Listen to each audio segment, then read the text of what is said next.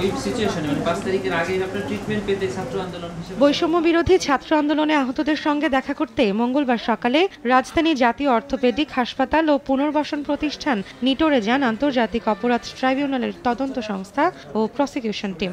আন্দোলনে পুলিশের বর্বরতার কথা প্রসিকিউশন টিমের কাছে তুলে ধরেন আহতরা। বুলেট ওই জায়গায় বের হয়ে গেছে, মানে হাড্ডি ভাঙে বের হয়ে গেছে। হেলিকপ্টারের নিচে হেলিকপ্টার ছিল 40 থেকে 45 তিনটা হেলিকপ্টার ছিল। ডানা জায়গায় বলছি স্টুডেন্টদের যে পুলিশ আমাদের বন্ধু, ওরা আমাদের সাথে বিজয় মিছিলে অংশগ্রহণ করবে। তখন পুলিশ আমার উপরে ফায়ারিং শুরু করে দেয়।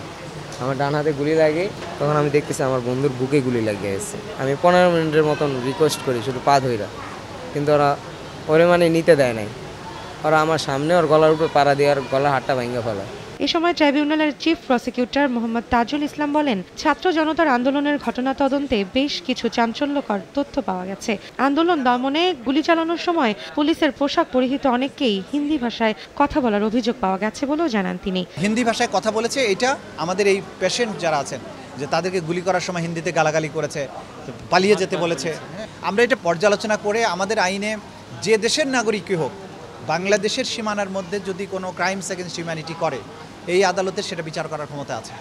কাজে সেগুলোকে তাদেরকে যদি আমরা পাই, তদন্তে পাই, তাহলে সেগুলো যথাযথ আইনগত প্রক্রিয়ার নিয়ে আমরা ভাববো ইনশাআল্লাহ। রাজধানীতে ঘটা অতি সংবেদনশীল ঘটনাগুলোর তদন্ত বিচারে অগ্রাধিকার দেওয়া সহ জুলাই আগস্টের ঘটনা তদন্তে সারা দেশে তদন্ত কর্মকর্তারা যাবেন বলেও জানান চিফ প্রসিকিউটর।